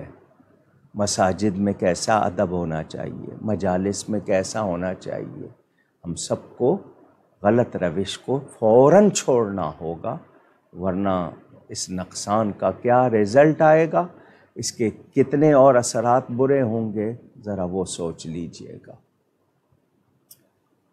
گوجرانوالہ سے محمد عمر ارشد صاحب کا سوال کہ نعت خان کے اوپر پیسے پھینکنا کیسا ہے؟ آپ نے یہ روش بنا لی ہے، نعت خان کو، عالم کو، قاری کو، کسی مدرس کو، امام مسجد کو، مؤذن کو، دین کا کام کرتے ہیں آپ، اگر ان کو ہدیہ پیش کرتے ہیں نذرانہ، تو اس کے آداب ہونے چاہیے۔ یہ لٹانے والے آپ لوگوں نے اپنا لیے، اس میں ادب نہیں ہے۔ پیسے دینا ہم کو منع نہیں ہے، لیکن یہ ادب نہیں ہے۔ اچھا انداز اختیار کریں تاکہ اچھا لگے۔ محمد ہاشم قادری صاحب کا سوال کہ اگر قریبی رشتہ دار حرام کماتا ہو تو اس کے گھر سے کھانا کیسا ہے، اور کیا اس کا تحفہ لے سکتے ہیں، اور ایسے رشتہ داروں کے متعلق شریعت کیا کہتی ہے؟ صرف پوچھ رہے ہیں اس رشتہ دار سے، واقعی اگر رشتہ داری ہے، محبت ہے، اور اس کی کمائی حرام ہے تو اس کو سمجھاتے کیوں نہیں ہے؟ اسے بتائیں کم کھا لینا بہتر ہے، حرام نہیں کھانا چاہیے، آگ بن رہی ہے، اس کا گناہ باقی رہے گا قبر میں، حشر میں۔ اس کو سمجھائیے، صرف مسئلہ نہ پوچھیے، سمجھائیے اسے پہلے، اور پھر یقین سے معلوم ہے آپ کو کہ اس کی ٹوٹل کمائی ساری ایسی ہے۔ کتنی تنخواہیں بینک سے آتی ہیں، بینک میں سارا پیسہ گھوم کے آتا ہے، آپ کو پتہ ہے نا، وہی بات کہ سود سے بچیں گے بھی تو اس کے غبار سے نہیں بچ سکیں گے۔ تو مجھے اور آپ کو کنفرم ہے کہ واقعی اس کا کام جو ہے جائز نہیں، کمائی حرام ہے، تو اس کو پیار سے سمجھائیں، لازمی بات ہے وہ ہم نہیں کھائیں گے جس کے بارے میں کنفرم ہے۔ باقی رہی بات یہ کہ فتوے میں اگر گنجائش بھی نکلتی ہے تو تقوی میں نہیں نکلتی، تو مجھے صرف مسئلہ ہی نہیں پوچھنا، کوشش کرنی ہے کہ اس کو میں اس حرام سے بچاؤں، یہ بھی مجھے کوشش کرنی ہے، اور اس کا انداز کیا ہونا چاہیے وہ بھی مجھے کرنا ہوگا۔ شکیلہ فیاض صاحبہ کے سوالات کہ میں نے سفید و سیاہ کا روز ایک حصہ پڑھنے کی کوشش کی، مگر بدعقیدہ لوگوں کی جو عبارات اس میں نقل کی گئیں وہ پڑھ کر اسے آگے پڑھنے کی ہمت نہیں ہو رہی، رہنمائی فرما دیجیے۔ جی ہاں، اسی لیے آپ کو بتایا نا، تاکہ آپ کو پتہ ہو، لوگ جانیں کہ ہمارے اختلاف کی اصل وجہ کیا ہے۔ لازمی بات ہے، میرے ماں باپ کی کوئی گستاخی بے ادبی کرے گا، میں اس کے لیے اچھا خیال نہیں رکھوں گا، تو وہ ہستیاں، خاص طور پر کائنات کی سب سے محترم ہستی نبی کریم صلی اللہ علیہ وسلم، جو اللہ کی مخلوق میں سب سے اعلیٰ ہے، بعد از خدا بزرگ تو ہی، قصہ مختصر بھی کہتے ہیں، ان کے بارے میں اگر کوئی نامناسب باتیں کرے تو پھر لوگ سمجھتے ہیں کہ شاید حلوے مانڈے کا جھگڑا ہے، درود و سلام نہ پڑھنا، کوئی کھڑے ہو کے پڑھتا ہے، کوئی بیٹھ کے، صرف یہ جھگڑا ہے نہ۔ یہ اسی لیے لکھا کہ آپ کو پتہ ہو کہ ان کی یہ باتیں ہیں، اور جب کوئی ایسی بات پتہ چلے گی تو پھر نفرت ہوگی، محبت نہیں ہوگی۔ تو مقصد یہی ہے کہ بدعقیدگی سے بچنا ہے، آپ لوگوں کو گمراہی سے اور گمراہوں سے بچانا ہے، اس کے لیے ہی یہ لکھا ہے۔ تو مقصد یہ ہے، ضروری نہیں ہے کہ آپ کو ہر عبارت پڑھائی جائے، لیکن آپ کو اندازہ ہو جائے کہ ہم لوگ اگر اہل سنت و جماعت ہیں تو ہمارے عقیدے کیسے ہونے چاہیے، اور جو اہل سنت و جماعت نہیں، ان کی پہچان ہونی چاہیے۔ ان کا اگلا سوال کہ ہدایت بخشش سے فیض و برکات حاصل کرنے کا طریقہ عنایت فرما دیجیے۔ جی، نبی کریم صلی اللہ علیہ وسلم کی نعت شریف جو اس میں بیان ہوئی ہے، قرآن و حدیث کی ترجمانی ہے وہ، تو آپ اس کو اگر پڑھتے ہیں، محبت سے گنگناتے ہیں، تو یہ بھی فیض حاصل کرنا ہی ہے کہ آپ کی زبان پر نعت شریف ہے، آپ کا دھیان ادھر ہے، یہ بھی فیض ہی ہے نا۔ تو آپ پڑھ رہے ہیں، فیض نہیں ہوگا تو کیسے پڑھیں گے؟ تو یہ آپ کا ان شعروں کو دہرانا، گنگنانا یا پڑھتے رہنا، یہ بھی فیض حاصل کرنا ہے، عقیدت و محبت سے کہ میں نبی پاک صلی اللہ علیہ وسلم کی نعت پڑھنا چاہتا ہوں۔ تو اس میں تسلی یہ ہے کہ اس میں جتنے بھی الفاظ ہیں وہ ادب کے دائرے میں ہیں، یا جو ترجمانی ہے وہ صحیح ہے، تو یقین کے ساتھ جو کلام پڑھا جاتا ہے، صحیح کلام، تو یہ فیضان ہی ہے۔ اس سے آپ کیا سمجھتے ہیں آپ کو برکت نہیں مل رہی؟ جتنا وقت آپ کر رہے ہیں، فرشتے بھی خوش ہو رہے ہیں، رب تعالیٰ بھی خوش ہو رہا ہے، حضور صلی اللہ علیہ وسلم کا یقین کر کے کہ وہ سن رہے ہیں وہ بھی خوش ہو رہے ہیں، اور فیضان کیا چاہیے آپ کو؟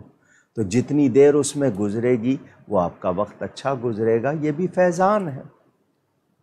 معنی سمجھ آئیں گے ان کو اور زیادہ، تو پھر جو ہم 2 گھنٹے 3 گھنٹے کی تقریر میں بیان کرتے ہیں، اعلیٰ حضرت نے ایک شعر میں بیان کیا ہے، تو وہ سب یاد آئے گا تو کتنا فیض ہوگا۔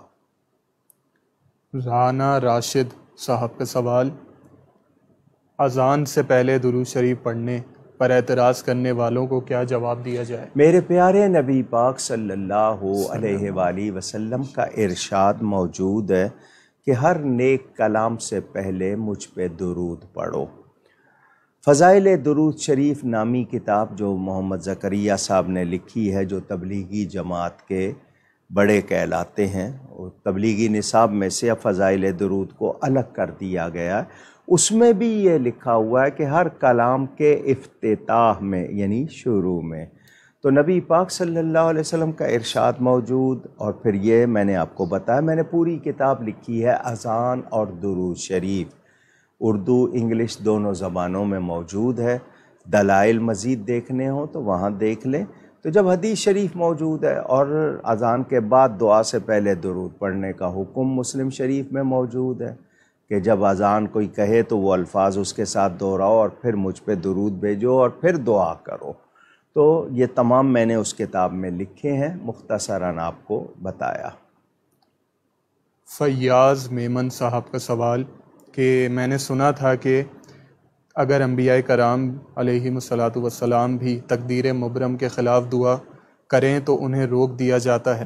حال ہی میں نے آپ کے والد صاحب کی کتاب شام کربلا پڑھی، اس کے صفحہ 31 پر لکھا ہے کہ تقدیر مبرم کے بارے میں کہ کاملین کی دعا سے تقدیر مبرم بدل جاتی ہے، اس کی وضاحت فرما دیجیے۔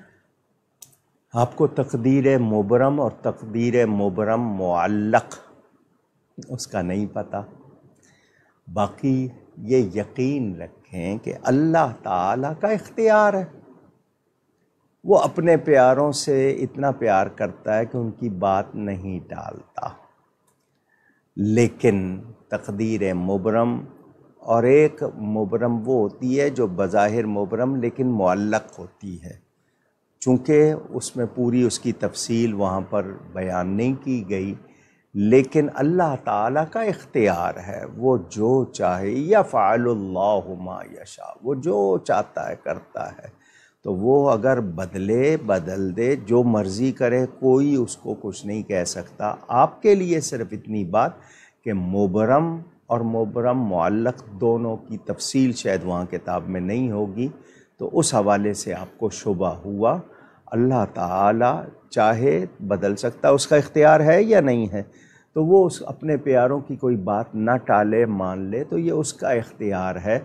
ہاں، جو صاحبان رضا ہوتے ہیں اعلیٰ درجے کے، وہ اس کو جان کر پھر وہ دعا نہیں کرتے کہ وہ اللہ کی رضا پر راضی رہتے ہیں۔ یہ تھوڑا سا سمجھنے والی بات تھی، اشارہ میں نے کیا ہے، شاید آپ کی سمجھ میں آ گیا ہو۔ فواد شیخ صاحب کا سوال، مسیحی قبرستان جانا کیسا ہے؟ کائے کے لیے؟ وجہ بتائیں۔ وہاں کوئی لائٹنگ کا کام کر رہے ہیں، آپ الیکٹریشین ہیں، یا آپ کی وہاں کوئی اپائنٹمنٹ ہو گئی ہے؟ ویسے آپ کو وزٹ کرنے کے لیے کیوں جائیں گے آپ؟ اور حدیث میں ہے کہ اذا مررتم بقبر مشرک، جو یعنی مشرک کی قبر سے اگر گزرو تو اس کو جہنم کے عذاب کی اگر گزر ہو، لیکن وہاں ارادے کے ساتھ جانے کا کیا مطلب ہے؟ ولا تقم علی قبری، کسی بدعقیدہ بے ادب گستاخ کی قبر پر کھڑے ہونے کی اجازت نہیں ہے، تو جانے کا کیا مطلب ہوگا؟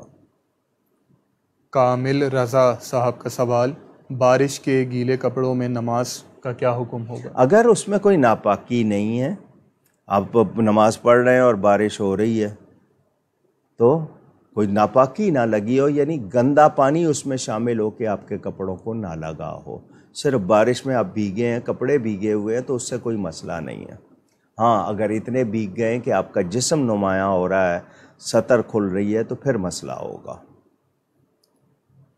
راحیل امین صاحب کا سوال، اس شعر کے حوالے سے وضاحت فرما دیجئے جو کہ ہم میلاد شریف کے وقت پڑھتے ہیں، اور لوگ اس پر بہت اعتراض کرتے ہیں کہ سوائے ابلیس کے جہاں میں سبھی تو خوشیاں منا رہے ہیں۔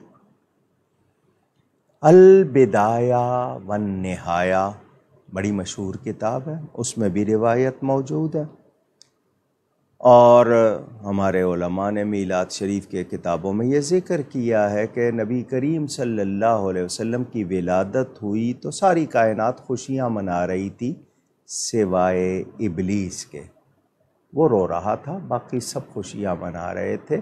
تو یہ بتایا جا رہا ہے کہ جن کو خوشی نہیں ہوئی وہ ابلیس کے طریقے پہ ہیں، اور یہ روایت کا ترجمانی ہے، یہ حکیم الامت حضرت مفتی احمد یار خان صاحب کا کہا ہوا شعر ہے، نثار تیری چہل پہل پر ہزار عیدیں ربیع الاول، سوائے ابلیس کے جہاں میں سبھی تو خوشیاں منا رہے ہیں۔ تو یہ روایت میں نے آپ کو سنا دی۔ محمد اشرف خان صاحب کا سوال کہ حضرت مولا علی پاک کرم اللہ وجہہ الکریم کو حضرت سیدنا صدیق اکبر رضی اللہ تعالی عنہ سے افضل کہنا یہ کیسا ہے؟ پتہ نہیں ایسے سوال کیوں آ رہے ہیں، کیوں کر رہے ہیں، لوگ کیا چاہتے ہیں؟ میں انہی عقیدوں پر ہوں، میں نے ابھی تھوڑی دیر پہلے کہا، جن پہ غوث پاک، جن پہ داتا صاحب، جن پہ شیخ محقق، جن پہ اعلیٰ حضرت، جن پہ تاجدار گولڑا رضی اللہ عنہ، جو اہل سنت کے صحیح عقیدے ہیں، 1400 سال سے چلے آ رہے ہیں۔ آج کوئی نئی بات کرے تو کیوں؟ نبیوں رسولوں کے بعد حضرت ابو بکر صدیق افضل البشر ہیں، ہم مانتے ہیں۔ مولا علی ہمارے سروں کے تاج، ان کے فضائل بہت ہیں، مگر جو اہل سنت کا مختار مذہب ہے، میں اسی پر ہوں، میرا وہی جواب، اگر کوئی ایسی بات کسی کے بارے میں کرے، میرا جملہ سن لیں، اگر کوئی ایسی بات کسی کے بارے میں کرے جو مبالغہ ہو، حد سے بڑھنا ہو اور وہ درست نہ ہو، تو وہ اس ہستی کو بھی پسند نہیں ہوگا۔ میرے کہنے سے میں کوئی اپنا یہ زیادہ عقیدت مند ظاہر نہیں ہو جاؤں گا، میں نے فضائل میں بھی وہی بات کہنی ہے جو حقیقت ہو، کیونکہ حقیقت کے سوا میں جو کہوں گا وہ اس ہستی کو بھی پسند نہیں ہوگا۔ مثلاً سمجھانے کے لیے کہہ دوں، کوئی میرے نبی پاک صلی اللہ علیہ وآلہ وسلم کو خدا کہہ دے تو کیا میں گوارا کروں گا؟ کیا میں پسند کروں گا؟ یا کیا نبی پاک اس سے خوش ہوں گے؟ کچھ لوگوں نے کوشش کی، انہوں نے کہا، اس طرح کی روایتیں بنائیں کہ میں عرب ہوں بغیر عین کے، تو عین نکال دیں عرب سے تو رب بچتا ہے، یہ لفظ کہے لوگوں نے۔ تو ہم جب نبی کریم صلی اللہ علیہ وسلم کے بارے میں کوئی ایسی بات درست نہیں سمجھتے جو صحیح نہ ہو، حقیقت پر مبنی نہ ہو، تو کسی اور کے بارے میں کیسے؟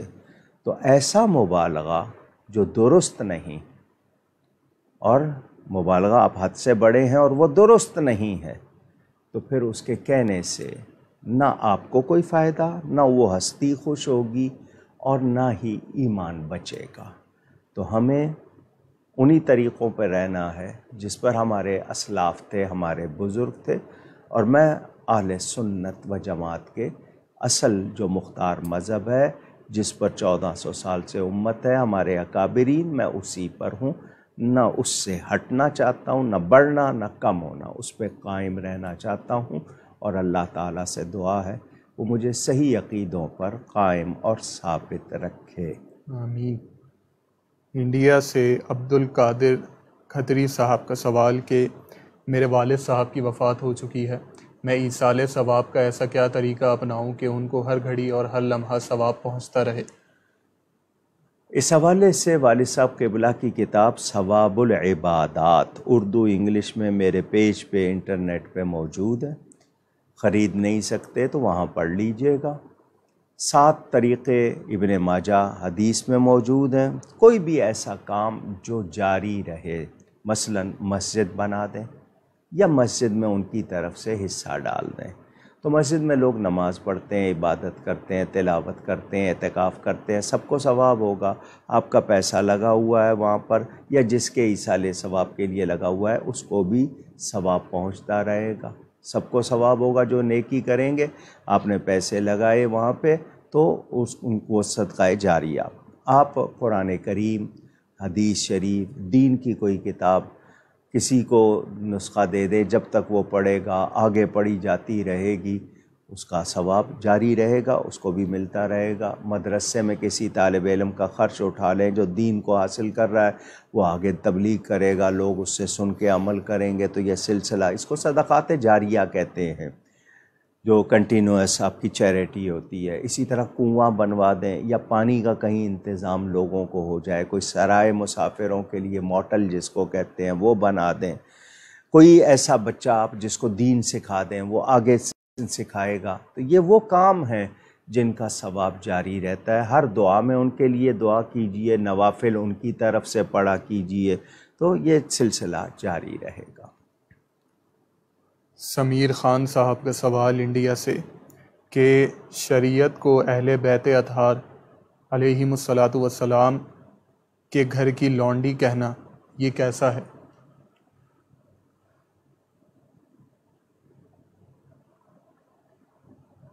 کیا کہوں میں؟ اردو کے لیے سنا تھا، اردو زبان کے لیے کسی بڑے شاعر کے لیے کہہ دیا کہ یہ تو اس کے گھر کی لونڈی ہے، شاید سلوک بھی لونڈی والا کرتے ہوں گے۔ شریعت کے لیے ایسے لفظ، خدا کے لیے غلط لفظ نہ کہیے۔ اہل بیت اطہار کا درجہ مرتبہ بہت اعلیٰ، لیکن شریعت کے تو وہ خود پابند۔ آپ تو شاید فرض بھی پورے نہ پڑھتے ہوں، حضرت امام زین العابدین 1000 نفل روز پڑھتے تھے، اور سیدنا امام حسین کی آخری وقت ان کو وصیت کیا تھی کہ شریعت و سنت کی پابندی کرنا۔ ایسے غلط لفظ کہہ کے آپ کیا چاہتے ہیں؟ آپ کیا شاید سمجھتے ہیں کہ اہل بیت اس سے خوش ہوں گے، یا آپ اہل بیت کی شان بیان کر رہے ہیں شریعت کو ان کی لونڈی کہہ کے؟ معاذ اللہ، سوچئے ذرا۔ اللہ تعالی ادب کی توفیق دے اور ایسا کہنے والوں کو ہدایت عطا فرمائے، آمین۔ محمد فیضان سہروردی صاحب کا سوال کہ رات کے وقت پیاز کھانے کا کیا حکم ہے؟ بو آئے گی آپ کے منہ سے سوتے وقت، اگر آپ کھا کے سو گئے اور کلی نہیں کی، منہ سے بو دور نہیں کی، تو وہ فرشتوں کو بھی پسند نہیں ہے اور آپ کے لیے بھی اچھی نہیں ہے۔ اگر آپ نے کھایا تو اس کے بعد منہ کی بو کو دور کریں، کوئی ایسی چیز لے لیں کہ منہ میں بو نہ رہے۔ گوہر مقصود صاحب کا سوال کہ جہاں تصویر اور کتا ہو وہاں فرشتے نہیں آتے؟ یہ کس نے کہہ دیا؟ رحمت کے فرشتے نہیں آتے۔ صرف اتنا کہنا کہ فرشتے نہیں آتے، وہ کتے کی روح کون قبض کرتا ہے؟ کو تھوڑا سا عقل سے کام لو، رحمت کے فرشتے نہیں آتے۔ دیوان اشرف صاحب کا سوال کہ صدقہ کی کتنی قسمیں ہیں اور کیا صدقات کن کن کو دیے جا سکتے ہیں؟ سورہ توبہ میں آیت موجود ہے، انما الصدقات للفقراء، پوری آیت پڑھ لیجئے گا، اس میں 8 بیان کیے مصارف۔ اور اس حوالے سے میں نے جب یہ آیت آئی تھی تو پتہ نہیں کتنے جمعے بیان کی تھی یہ، مگر کیا کریں، لوگ نہیں سنا ہوتا ہے تو دوبارہ پوچھتے ہیں۔ ہر مستحق کو دے سکتے ہیں، جو مستحقین ہیں، 8 تو وہاں بیان ہوئے، اسی طرح آج کے حساب سے سب سے پہلے آپ نے اپنے بہن بھائیوں میں دیکھنا ہے، رشتہ داروں میں دیکھنا ہے، صحیح العقیدہ ہوں، کیونکہ ایک صدقہ واجبہ، ایک صدقہ نافلہ، زکوٰۃ، فطرہ وغیرہ آپ کسی بدعقیدہ کو دیں گے ادا نہیں ہوگا۔ باقی آپ کسی کو بھی، غیر کو بھی مدد کر دیں، وہ کسی غیر مسلم کی بھی مدد کریں، وہ اور بات ہے، لیکن صدقات جو ہیں، جو واجبہ ہیں، ان کو مستحق افراد کو دینا ہے۔ سب سے پہلے رشتہ دار ہیں، پھر اس کے بعد مسافر ہوں، دین کی خدمت کرنے والے ہوں، جو بھی مستحق ہے وہ تفصیل پڑھ لیجئے گا، ان کو دیے جا سکتے ہیں۔ سہیل رضوی صاحب کا سوال کہ آپ جہاں تقریر کرتے ہیں ممبر کے پیچھے جو ربائی لکھی ہوئی ہے اس کا کیا معنی ہے؟ یہ میرے ایمان کی ترجمانی ہے۔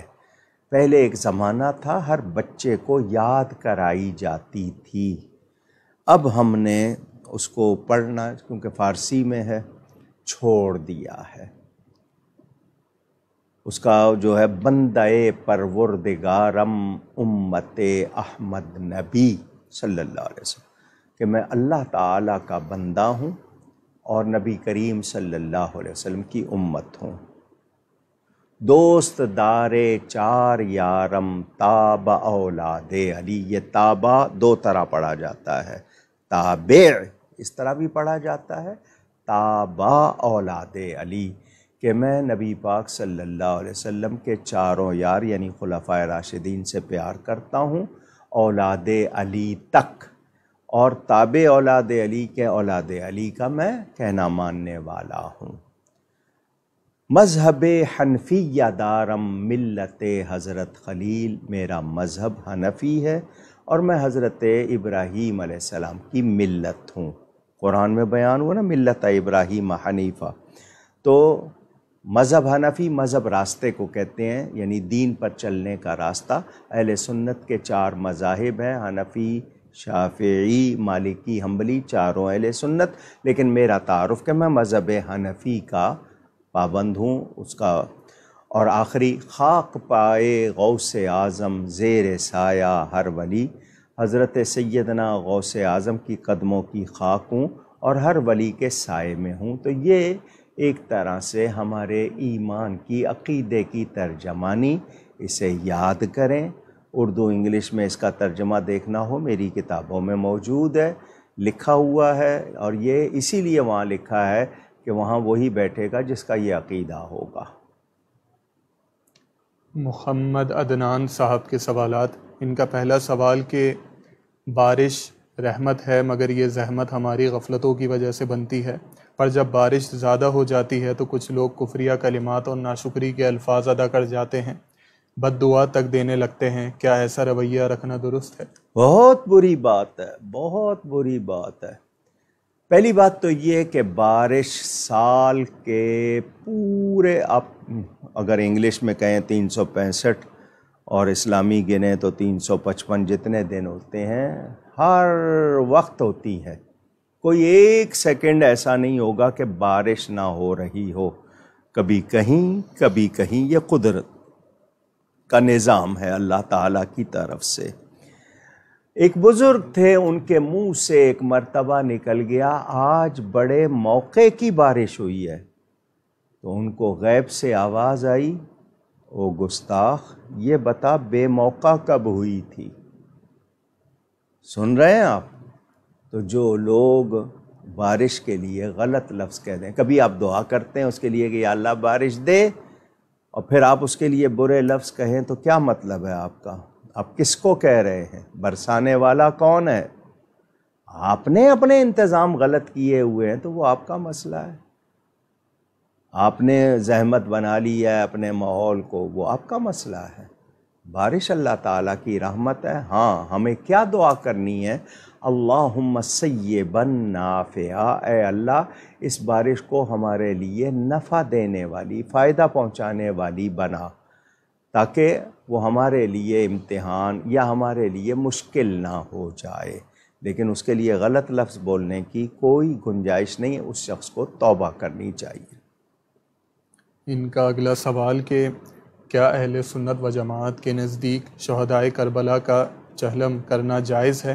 اگر کوئی اس دن نذر و نیاز کا اہتمام کرتا ہے تو کیا یہ درست ہوگا؟ اور ان کا اسی کے حوالے سے اگلا سوال کہ محرم کے دنوں میں ہم نے نیاز کا اہتمام کیا تھا، اس میں حلوہ بنایا تھا، تو کسی نے اعتراض کیا کہ محرم میں شہدائے کربلا کی نذر و نیاز میں حلوہ کون بانٹتا ہے؟ میٹھا تو خوشی کے موقع کے ساتھ منسوب ہے۔ ہائے ہائے، کاش ہمارے لوگ دین بھی سیکھ لیتے۔ بڑی کوشش کر کے جناب matric, inter, B A, M A, P H D, کیا کیا فیلوشپ اور آگے ڈگریاں لے لیتے ہیں، دین کیوں نہیں سیکھتے؟ یہ سوال کیا بتا رہے ہیں؟ مجھے تکلیف ہوتی ہے، میں اپنے آپ کو بھی مجرم سمجھنے لگتا ہوں کہ کیا میں پوری طرح لوگوں کو آگاہ نہیں کر رہا، بتا نہیں رہا، یا یہ کہ لوگ جو ہیں وہ سیکھ کیوں نہیں رہے؟ اگر ان کو بتا رہا ہوں تو وہ یاد کیوں نہیں کر رہے؟ فیس بک پہ چیٹنگ میں بار بار گھماتے جا رہے ہیں، اسکرول کرتے جا رہے ہیں، شفل کرتے جا رہے ہیں، دنیا جہان کو دیکھ رہے ہیں، دین کی باتیں بھی سیکھ لو نا۔ ایصال ثواب کرنا کسی وقت بھی منع نہیں ہے۔ ہاں، میں نماز کے دوران نہیں کر رہا کہ نماز پڑھ رہا ہوں، لیکن جب منع نہیں ہے ایصال ثواب میں کروں، تو شہدائے کربلا میرے لیے محترم ہے، میں کیوں نہ کروں ایصال ثواب؟ اور ایصال ثواب کرتے ہوئے لوگوں کے لیے کھلانے کے لیے اگر میٹھا بھی رکھا ہے تو منع نہیں ہے۔ باقی کھانے غم کے ہوتے ہیں۔ مجھے بتائیں، جب آپ کے ہاں کوئی ایصال ثواب یعنی سویم، دہم، چیلم پہ کھانا پکتا ہے تو بریانی یا آپ اس میں جناب قورمے اور وہ کوئی ایک آدھی ڈش میٹھے کی رکھ لیتے ہیں، تو کوئی یہ کیوں نہیں کہتا یار موت کا کھانا ہے، کیوں میٹھا رکھا ہے؟ کیسی باتیں کر رہے ہیں آپ؟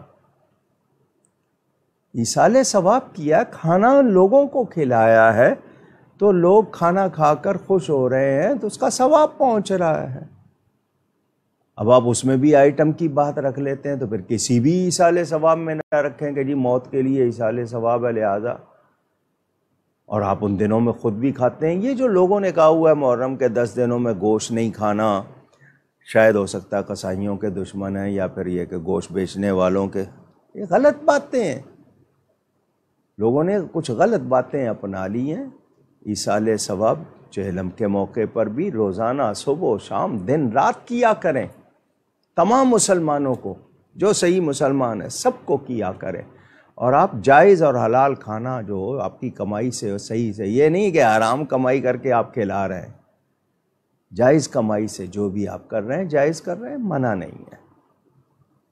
ان کا اگلا سوال کہ گھر کے اسٹور روم میں بلی نے آ کر بچے دے دیے ہیں، ابھی بچے بہت چھوٹے ہیں، آنکھیں بھی نہیں کھولی، تو کیا ایسی صورت میں بلی کے وہ بچے گھر سے باہر نکال سکتے ہیں؟ محفوظ جگہ پر اگر رکھ سکتے ہیں، اگر آپ کے لیے دشواری ہے تو وہ کسی طرح طریقے سے اٹھا کے محفوظ جگہ پہ رکھیں، ورنہ وہ گھر بدلتی رہتی ہے، وہ مستقل رکھے گی نہیں وہاں۔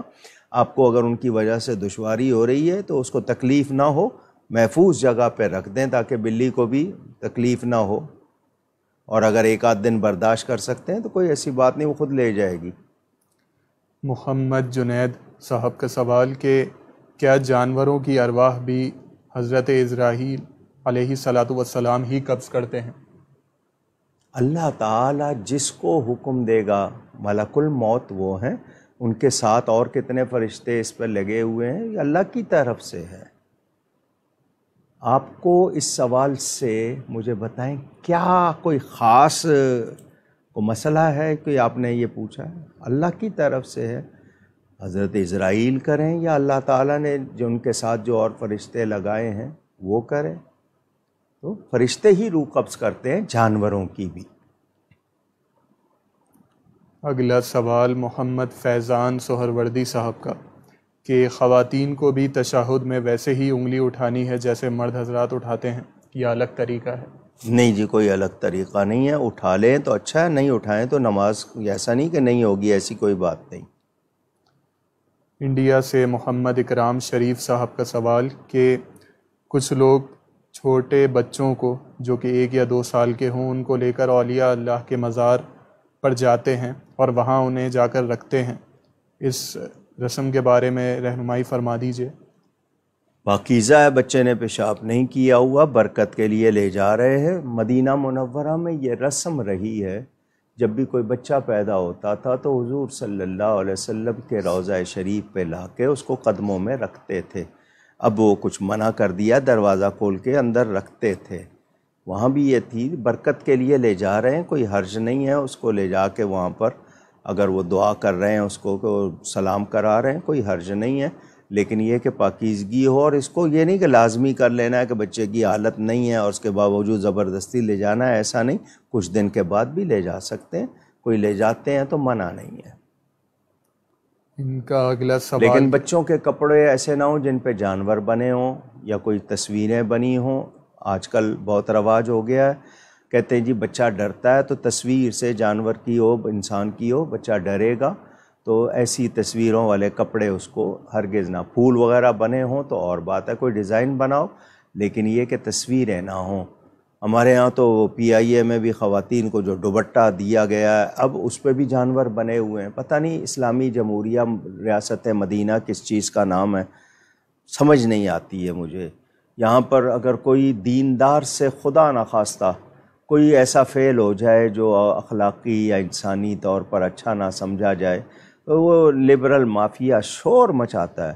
ابھی کچھ دنوں سے ایک سابق گورنر کے بارے میں آ رہا ہے، اب وہ کہہ رہے ہیں جی نہیں اس کا اور ذاتی معاملہ ہے، تو آپ لوگ ذرا اپنے مزاج کو درست کریں۔ ہم لوگ جو ہیں دوسرے کے لیے بہت وہ ہو جاتے ہیں، اپنا جب معاملہ آتا ہے بھول جاتے ہیں، تو اعتراض کرتے ہیں پہلے سوچ لیں کس بات پہ اعتراض کر رہے ہیں اور اس پر دیکھیں۔ وہ کہتے ہیں نا جی پتھر وہ مارے جس کو پہلے پتا ہو کہ میں نے خود وہ گناہ نہیں کیا ہوا ہے، تو یہاں اللہ معاف کرے، اللہ تعالیٰ معاف کرے۔ آمین۔ ان کا اگلا سوال کہ اولیاء اللہ کے مزار پر جانے کے کیا آداب ہیں، نیز یہ بھی بتا دیجئے کہ جو خواتین وہاں مرد حضرات کو حاضری کے لیے جگہ نہیں دیتی اس بارے میں کیا حکم ہے؟ جی میری کتاب حاضری کے آداب، میں نے اپنی کتاب اوراد مشائخ دعاؤں وظیفوں کی کتاب بنائی اپنے مریدوں کے لیے تھی، مگر ہر سنی کو جو صحیح سنی ہے اجازت دے دے، دوسرا نہ لے نہ پڑھے، صرف سنیوں کے لیے ہے وہ۔ تو اس میں میں نے حاضری کے آداب بھی لکھے ہیں. میری کتاب مزارات و تبرکات، قبر کے احکام، یہ 2 الگ الگ کتابیں ہیں. یہ بھی ہیں اسی لیے لکھی کہ آپ لوگ پڑھیں، مگر آپ کہاں پڑھتے ہیں. 500 صفحے کے ناول آپ راتیں جاگ کے پڑھ لیتے ہیں، کامکس پڑھ لیتے ہیں.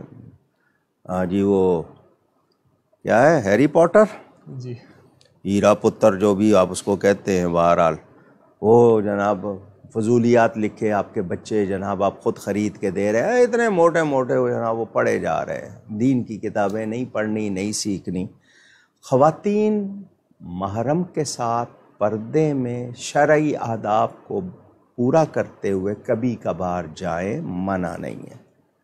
محرم کے ساتھ شرعی پردے میں اور آداب پورے کرتے ہوئے، وہاں جا کے آوازیں نہیں لگائیں گی، پڑھیں گی نہیں، بے پردہ نہیں جائیں گی، بے محرم نہیں جائیں گی.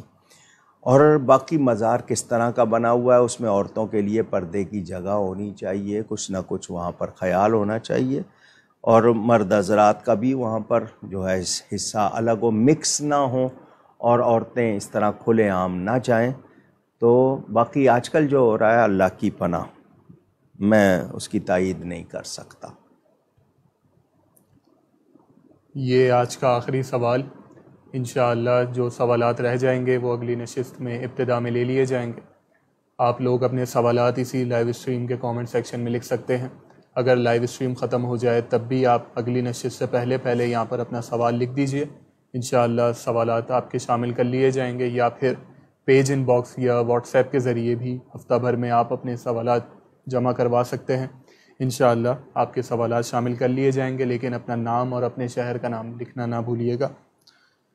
شکیلہ فیاض صاحبہ کا سوال کہ میں نے حضرت داتا گنج بخش رضی اللہ تعالی عنہ کے دربار کے حوالے سے کہیں پڑھا تھا کہ یہاں سے ڈاک سیدھی مدینہ منورہ پہنچ جاتی ہے. اس عبارت کا مطلب مجھے سمجھ نہیں آیا، رہنمائی فرما دیجیے. حضرت سیدنا داتا صاحب کے لیے محبت سے اگر کسی نے یہ کہا ہے تو اس کا مطلب یہ ہے کہ وہ نبی پاک صلی اللہ علیہ وسلم کی اولاد ہیں، اور عالم بھی ہیں، مقبول بھی ہیں، اللہ کے ولی ہیں. تو وہاں آ کر جو بات کی جائے گی وہ بارگاہ رسالت میں ضرور پہنچے گی. وہ مفہوم یہ ہے. اور وہ کسی بھی نبی پاک صلی اللہ علیہ وسلم کے سچے، جو ان کی امت کا سچا ولی ہے، سچا عالم ہے، سچا مسلمان ہے، اس کے لیے، لیکن چونکہ ان کا درجہ بڑا ہے داتا صاحب کا، تو حضرت سیدنا غوث پاک سے پہلے ہوئے ہیں. اور یہ بات بتائی جاتی ہے، سیدنا غوث پاک فرماتے تھے داتا صاحب میرے زمانے میں ہوتے تو میں ان کا مرید ہوتا. تو اتنی بڑی ہستی ہیں، پاکستان کے روحانی تاجدار ہیں.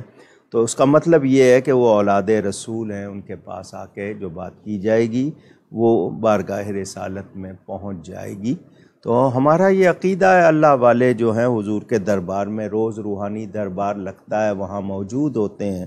تو پھر وہ اہل بیت میں سے بھی ہیں، اور پھر عالم بھی ہیں، بزرگ بھی ہیں. تو یہ محبت سے کئی بھی بات ہے، اس کا جو مفہوم تھا مختصر وہ بیان کیا.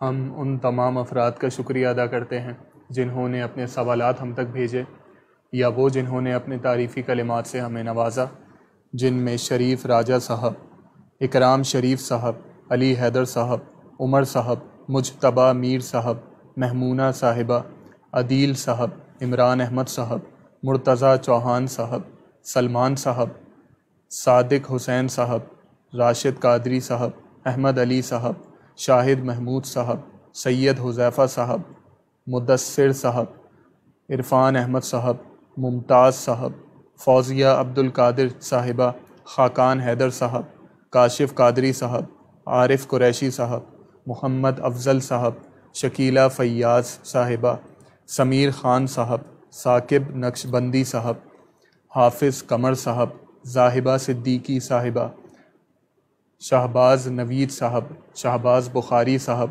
امام الدین صاحب، عبد القادر صاحب، زید خان صاحب، عنبر مشتاق صاحبہ، عمر ارشد صاحب، سلمان علی صاحب، آصف خان صاحب، فاروق اجمیری صاحب، محمد سعید اللہ صاحب، شہباز مومن صاحب، محبوب احمد صاحب، اعظم بیگ صاحب، رانا راشد صاحبہ، زید خان صاحب، غلام یاسین صاحب، فیاض میمن صاحب، فواد شیخ صاحب، محمد طلحہ صاحب، احمد علی صاحب، کامل رضا صاحب، اشرف خان صاحب، وقاص بخاری صاحب، صعیبہ منصور صاحبہ، مولانا منظور صاحب، محمد شفیع صاحب، ہاشم قادری صاحب، شکیلہ فیاض صاحبہ، محمود احمد صاحب، ہارون طفیل صاحب، مولانا راشد صاحب، وقاص مصطفیٰ صاحب، فیضان سہروردی صاحب، حامد نعیم صاحب، راحیل امین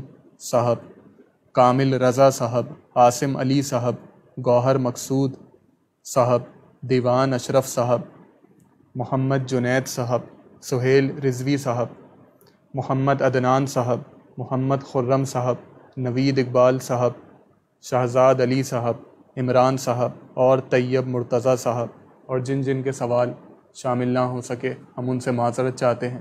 آپ ہمارے لیے دعا کیجیے گا، ہم آپ کے لیے دعا گو رہیں گے۔ مہینہ سفر المظفر کا اور آخری عشرہ شروع ہو چکا ہے۔ 28 سفر المظفر، اس مہینے کی 28 تاریخ یوم شہادت ہے نواسہ رسول، سبط رسول، ریحان رسول، سردار نوجوانان جنت حضرت سیدنا امام حسن مجتبی رضی اللہ تعالی عنہ کا۔ اہل بیت کے دوسرے امام ہیں، نبی پاک کے پہلے نواسے ہیں، شہزادے ہیں، اور حضور صلی اللہ علیہ وسلم نے ان کے لیے فرمایا ان ابنی ھذا سید، میرا یہ بیٹا سید ہے، سردار ہے، بڑی شان والے ہیں۔ ان کے حضور بھی ہدیہ عقیدت پیش کیجئے گا، ان کا بھی دن منائیے گا۔ ہم نواسہ رسول سیدنا امام حسین کا مناتے ہیں، یہ ان کے بڑے بھائی ہیں۔ پھر 29 سفر کو تاجدار گولڑا حضرت سیدنا پیر مہر علی شاہ صاحب گولڑوی رحمۃ اللہ علیہ کا یوم وصال ہے۔ 25 سفر امام اہل سنت اعلیٰ حضرت مجدد اعظم حضرت سیدنا امام احمد رضا فاضل بریلوی رحمۃ اللہ علیہ کا یوم وصال ہے۔ اور امام ربانی مجدد الفسانی حضرت سیدنا شیخ احمد فاروقی سرہندی رضی اللہ تعالی عنہ کا یوم وصال غالباً اگر مجھے صحیح یاد ہے تو 27 تاریخ ہے، جی 27 تاریخ سفر کی۔ تو اس عشرے میں ان ہستیوں کے مبارک دن منائے جائیں گے۔ کل انشاءاللہ جمعہ ہے، میں جمعہ میں ان 3 ہستیوں کا ذکر خاص طور پر کروں گا، اعلیٰ حضرت فاضل بریلوی کا، مجدد صاحب کا اور تاجدار گولڑا کا۔ اس سے اگلا جمعہ سیدنا امام حسن رضی اللہ تعالیٰ عنہ کی یاد میں منائیں گے انشاءاللہ۔ اس دوران سنی تحریک کے بانی جناب محمد سلیم شہید قادری کی اہلیہ مولانا محمد بلال سلیم کی والدہ انتقال کر گئیں۔ جناب جاوید معرفانی جو ہمارے مسجد گلزار حبیب کے بڑے معاون اور بہت زیادہ معروف ہیں اپنے حلقے میں، ان کے چچا محترم انتقال کر گئے۔ کیپ ٹاؤن ساؤتھ افریقہ میں جناب نظام الدین زلگاؤنکر اشرفی وہ انتقال کر گئے۔ اس گھرانے کے 4-5 افراد اس تھوڑے سے عرصے میں دنیا سے چلے گئے۔ اللہ تعالیٰ ان کی بھی تمام اہل ایمان کی مغفرت فرمائے۔ آج 30 ستمبر ہے۔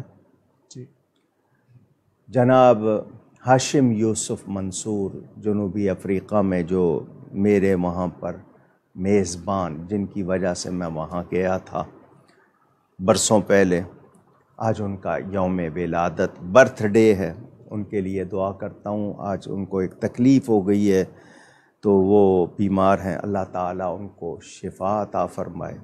ان کی پوتی جو ہے تسکین منصور 13 سال کی ہو گئی ہے، اس بچی کو تھوڑی سی ذہنی تکلیف ہے، آپ سب بھی دعا کیجیے گا اللہ اس بچی پر مہربانی فرما دے، وہ ٹھیک ہو جائے۔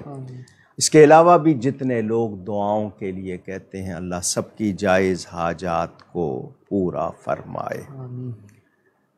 آپ کے سامنے اعلان کیا تھا، اس میڈیا ٹیم نے مجھے یہ کہا تھا کہ ہمارے یہ کیمرے پرانے ہو گئے ہیں، جن کی وجہ سے وہ عمدہ رزلٹ جو نئے کیمروں کا ہوتا ہے وہ نہیں آ رہا، تو اگر احباب تعاون کریں تو ہم نئے کیمرے، نئے لینزز لے لیں گے تو پروڈکشن جو ہے وہ اچھی ہوگی، تصویر بہت زیادہ صاف ہوگی، آواز بہت زیادہ اچھی ہوگی۔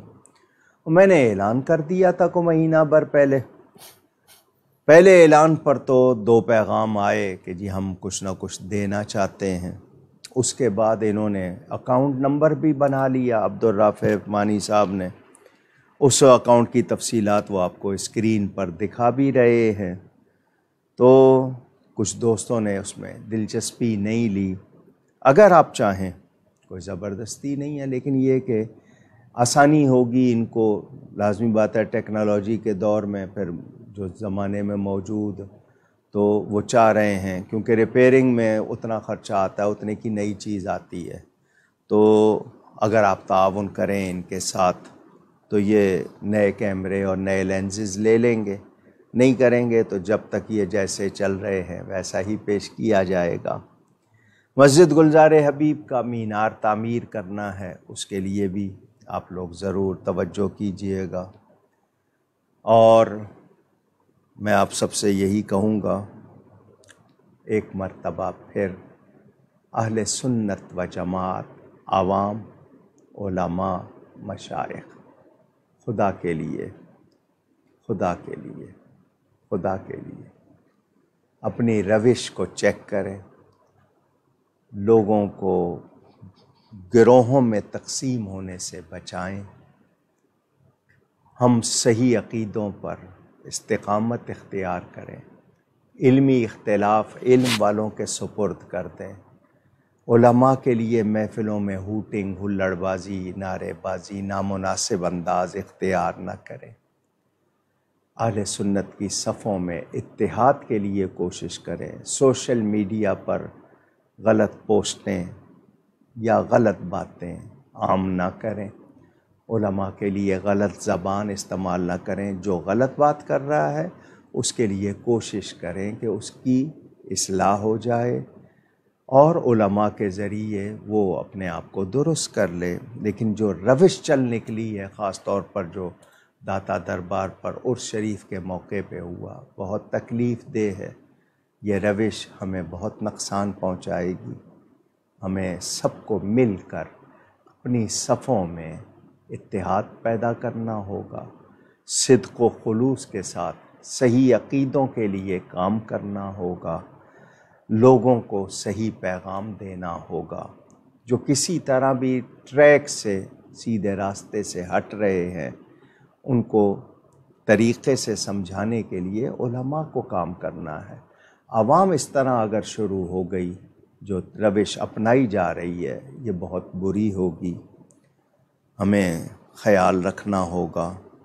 اس کے علاوہ حکمرانوں کو پھر باور کرا رہا ہوں کہ وہ دین میں دخل نہ دیں، شریعت و سنت کے خلاف کوئی قانون بنانے کی جرات کرنا تو دور کی بات، سوچیں بھی نہیں۔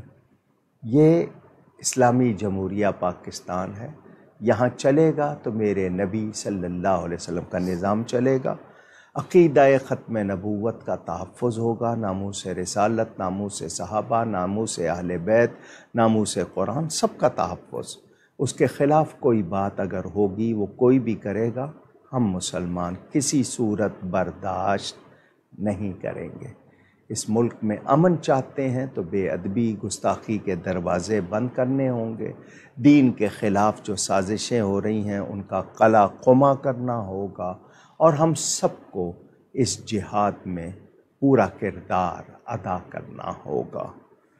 میں یہی کہوں گا کہ ہمیں امن چاہیے، ہمیں قوت بننا ہے، ہم مسلمان ہیں، ہمیں جو کرنا ہے اللہ اور اس کے رسول صلی اللہ علیہ وسلم کی رضا کے لیے کرنا ہے۔